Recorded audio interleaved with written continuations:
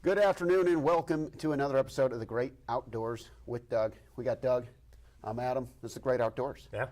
Happy to have you on, and always a pleasure, my friend. We got some stuff to get into, talking about some winter wildlife, kind of the greater situation around that.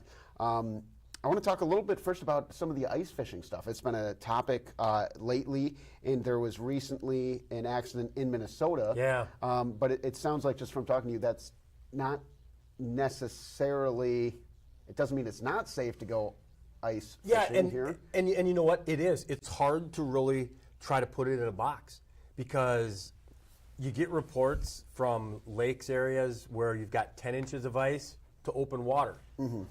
So there are places that you can have safe ice right now. Devil's Lake, north of Devil's Lake, 10 plus inches of ice.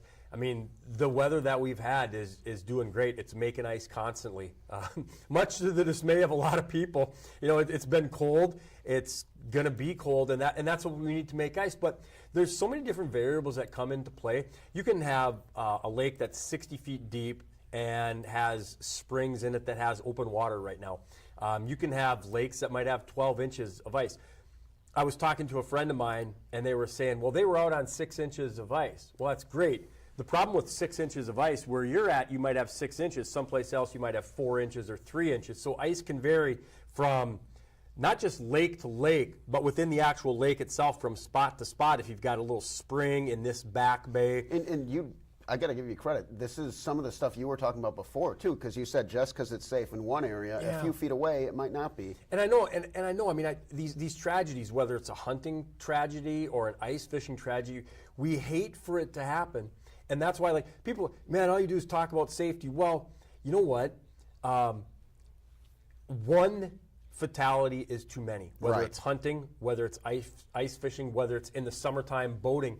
And that's why, like, you can talk about having all the right gear. You know, we went through some of the cold weather gear that people have, and there's you know, ice castles and snow bears, and there's so much equipment that you can use to get places and to stay warm. But if somebody ends up breaking through the ice, it doesn't matter what kind of equipment that you have. You know, you go out and you catch, you know, some great big walleyes, and you catch some lunker, pike, and man, we're having a blast. And somebody breaks through the ice. Unfortunately, that's what you're going to remember from that trip. So we always want to encourage people to get outdoors. I don't want people to sit at home in the basement. Some people want to do that on a Sunday afternoon.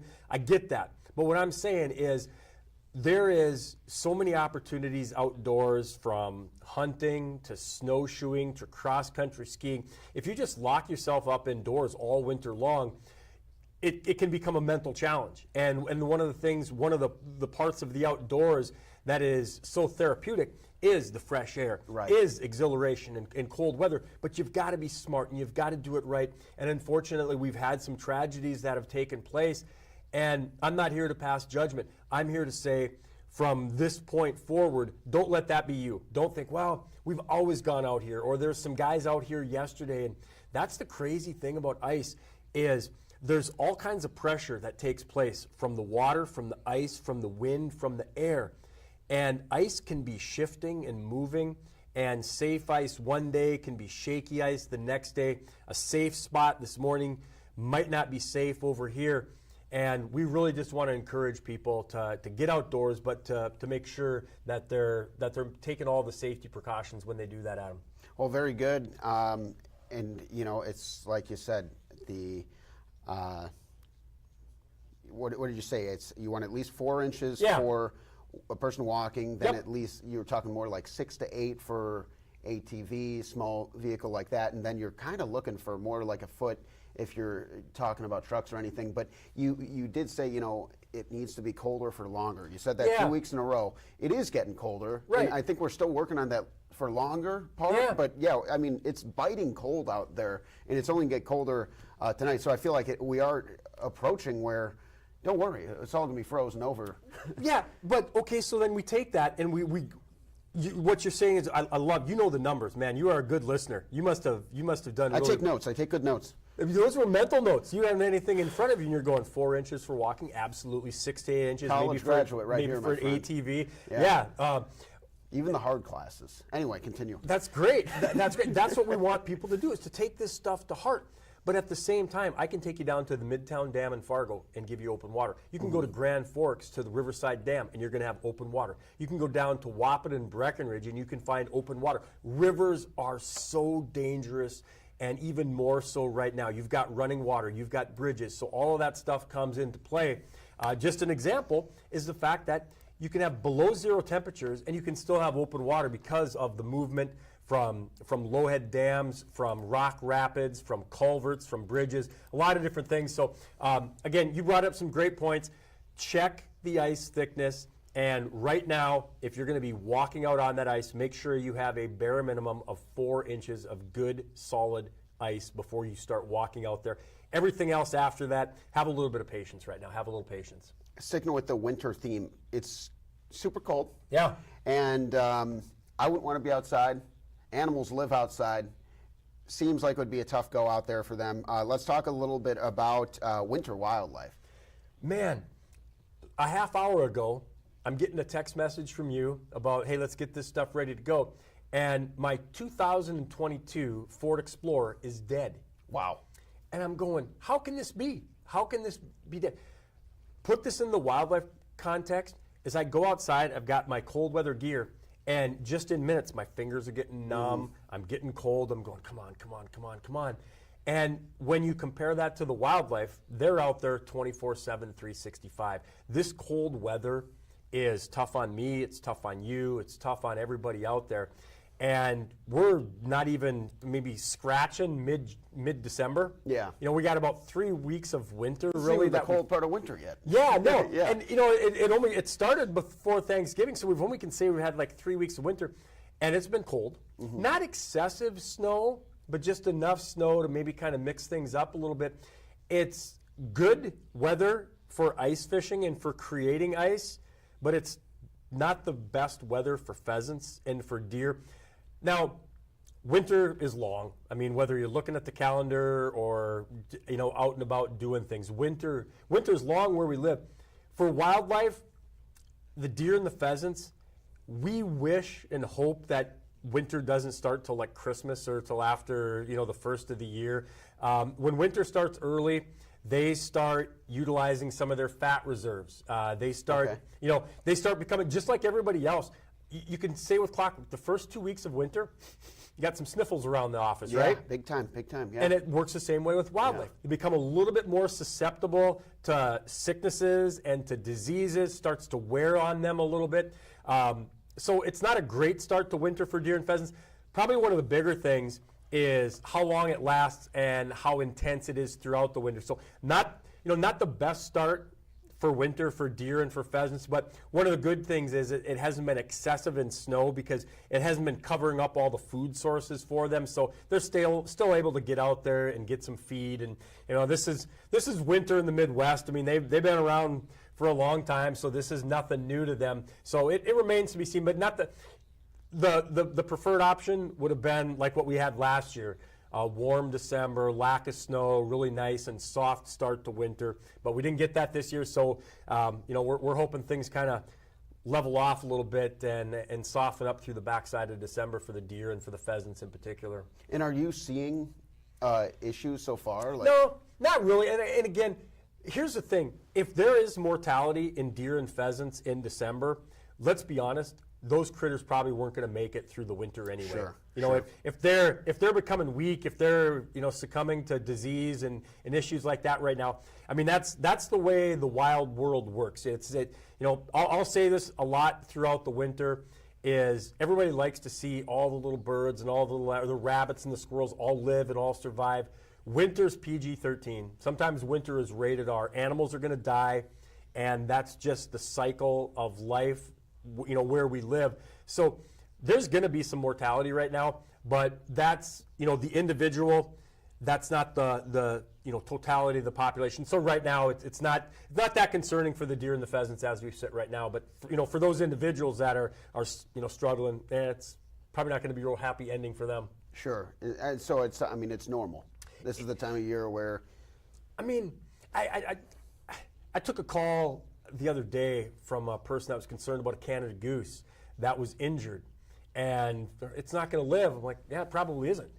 And when we saw a couple bald eagles circling above, I'm like, yeah, I mean, that's what happens. And I said, if the bald eagles don't come down and eat that, there's a pretty good chance a coyote is going to. And they don't like the answer, but I appreciate the opportunity for, the educational portion, is because, so why should that goose be saved and the coyote not get to eat, or the bald eagle not get to eat? I mean, should we be picking and choosing? Okay, save the goose.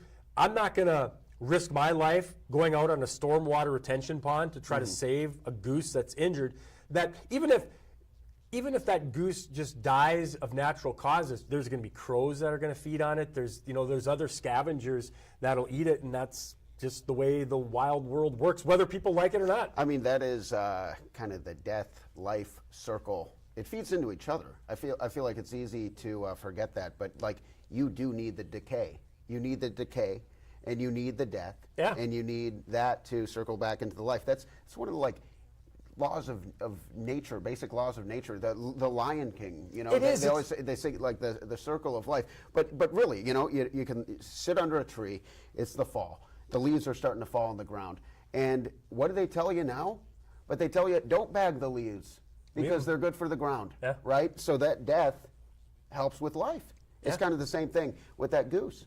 It is. It is. And I'm not trying to be cold-hearted, because I work for the wild. It's winter. You can be cold-hearted. I mean, that's my job. Just wear a coat. This is what I do. But you also have to understand, sometimes you just look the other direction. Yeah. If you don't want to see a rabbit get chased and eaten by a coyote, then don't stop and watch it. Yeah. Because it's going to happen. It's a harsh reality, but it serves a greater good. I mean, my wife is watching, and I love you very much. It's our anniversary. Happy anniversary, honey. Oh, congratulations. But she's been looking out the backyard. So you feed birds, and then you understand that while you're feeding birds, there might be a great horned owl that comes along to eat the birds that you're feeding. Yeah. There might be a Cooper's hawk that eats the bird that's there. So she was yelling, "Get away from them!" And I'm like, "Hey, what do you expect? Yeah.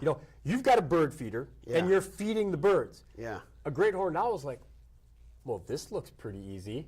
I'm just going to sit here and watch those birds get fat. Then I'm going to eat them.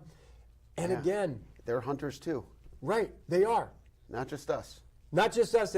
And again, sometimes people get frustrated with the answer. I'm not going to give you, I'm not going to give you the answer that you want to hear. I'm going to give you the answer that you need to hear. This winter, as last winter and will be next winter, there's going to be mortality. Animals are going to die from winter, and the strong survive and the weak die. And what that does is it creates a next generation that is stronger and better able to withstand some of the winters that we have. That's the way the cycle of life works. Now, so it's a natural thing, but still, is there anything that is helpful? Or is there things people should do to help, or people who want to help? How does that come into play? I understand there's plenty of nuance to this. One of the easiest things you can do is just to give them some space.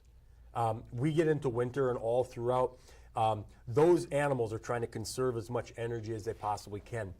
They're going to be a little bit more acclimated to human activity right now, because they don't see the humans as a direct threat right away. Right, what those deer are saying is, right now we need to feed. That's what we need to do, is eat.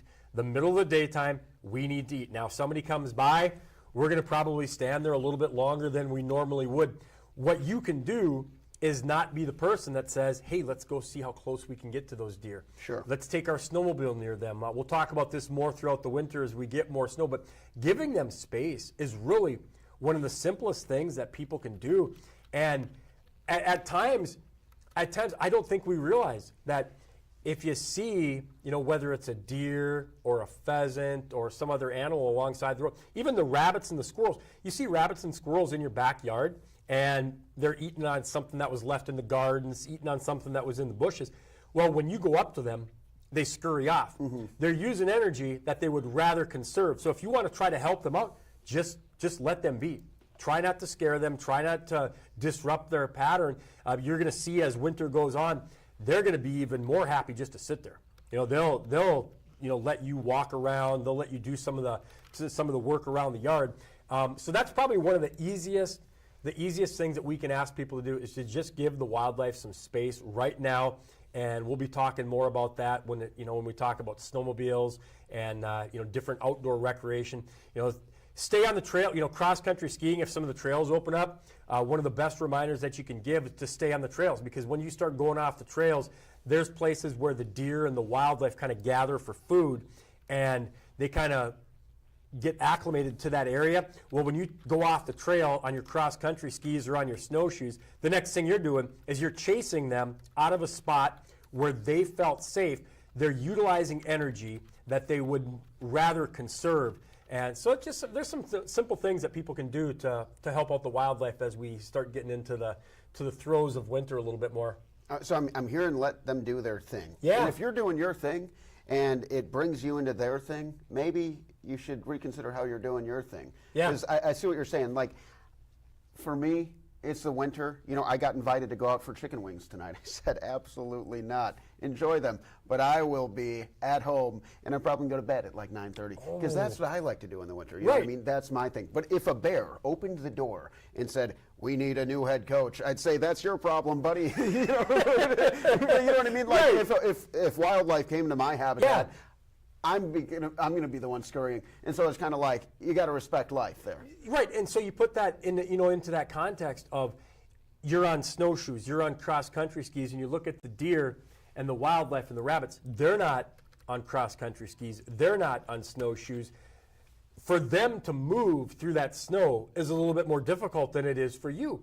So it's a lot easier for you just to steer clear, and you do your thing, let them do their thing. And "Kumbaya" is the song of the day. Maybe that's what we'll do. Okay, sounds good. So yeah, give them space. Yeah. Stay out of their territory, and then just kind of respect it. If you accidentally wander in there, maybe, hey, I'm going to let this animal kind of do its thing. And I imagine some animals might be a little bit more where all of a sudden you're in danger as well. Yeah, no, and that can definitely. I mean, when it comes down to it, some of the larger predators, you're talking about fight or flight, and when they get backed into a corner, they're like, well, what else can we do? We can't run away. Then we're going after you, and that's not the situation that you want to be in as well. And you see that when animals get stressed, you see that when animals are limited in their options and limited in their choices of what they can do and where they can go. And one of the other things, and we'll talk more about this in the future too, is a lot of times people think, well, let's put some feed out for the wildlife. Let's put some feed out for them.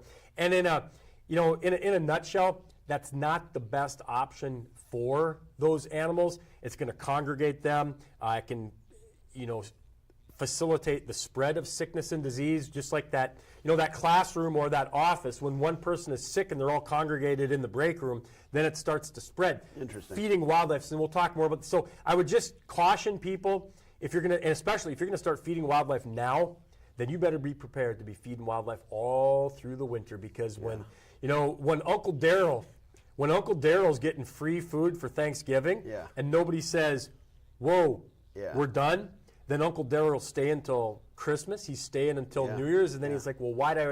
And that's the same thing with feeding wildlife, is when you start to feed them, they just don't want to go anywhere else.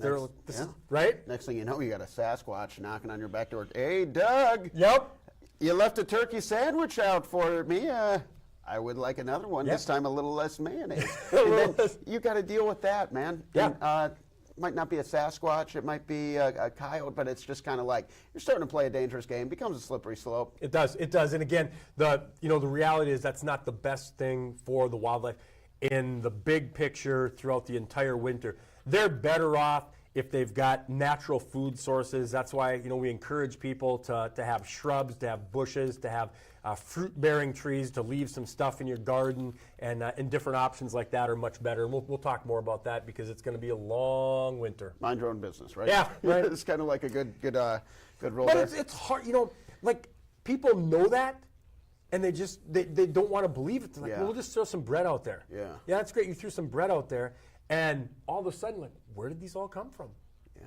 And then one of those one of those birds, one of those rabbits has some kind of sickness or illness or man. disease, Yeah. and the next thing you know, they all have them. Or, oh, I was just throwing some bread out for the birds, and now I got a flock of 20 turkeys in my backyard. Yeah, it happens. Save you a few bucks on a trip to the grocery store, though. Yeah, I mean, I'm not advocating that. I'm not advocating it. I'm acknowledging it. Okay. Let's talk about some coyotes, man. So there's a new coyote catalog. I saw a coyote not too long ago. Did you? Yeah, it was just chilling. I felt Yeah. like it was kind of abnormal behavior. It was just sitting over by, it was a few miles outside Medora. Oh, okay, yeah, And yeah. it's just chilling. But anyway, coyotes. Tell me about the coyotes. Tell me about the catalog. The coyote catalog is not like a physical catalog. It's a virtual catalog. And the intention behind it is Game and Fish works with the state ag department, realizing that there are sheep producers, cattle producers, lambs, calves, a lot of different livestock where they have problems with coyotes depredating, with eating the calves, eating the lambs, and causing problems. And at the same point, we know that there are hunters, coyote hunters, fur takers that are more than happy to try to help out. Well, some of the things that we can do is try to facilitate. Now, this is not the end all be all. This, if you've got cattle or sheep, this is not, okay, we're going to solve all your problems. This is not the silver bullet, but it's a way, it's a tool that can help reduce the problems that you have with coyotes. If you're a coyote hunter, you're like, man, I love to shoot coyotes, I just don't know where to go. Then you can sign up on the Game and Fish Department website, and that will help connect the livestock producers and the coyote hunters in kind of a virtual connection. And from a landowner, you don't have to say yes to everybody. From a hunter, it doesn't mean you're going to have access to any place, anytime, anywhere. It's just kind of like that first step of trying to say, hey, let's try to bring these two different groups together, and mutually maybe we can provide some hunting access for the coyote hunter, and we can reduce some problems for the livestock producers. So the coyote catalog, it's a virtual catalog. Livestock producers, farmers, ranchers, you can sign up on the North Dakota Ag Department website. Hunters, you can sign up on the Game and Fish Department website, and we've got full details available on the Game and Fish website for all that. Beautiful. And next week we'll talk a little bit more about that. We'll also be talking some snowmobiling. Looking forward to that as always. Every Wednesday, right around 1:15, sometimes 1:30. Depends. Maybe Doug's a little early. Yeah. I don't like to keep you waiting. No, I know. You're good at that. You're really good like that. Anyway, always a blast, my friend. Anything else you want to touch on before we let you get back to it? Want to encourage people to get outdoors. I mean, we still have pheasant season open, grouse season, squirrel season, archery deer season, heading towards the holidays. If you've got friends or family that are going to be coming back, spending some time in North Dakota, during the Christmas break, want to encourage them to look at some options to get outdoors, to do some hunting, to do some ice fishing, because it's just kind of a way of life around here, and it's great to get out there, breathe that fresh air, and get some of that free vitamin D from the sunshine too. Beautiful. Thank you, everybody, for watching. This has been The Great Outdoors with Doug. Have a great day, and we'll see you next time.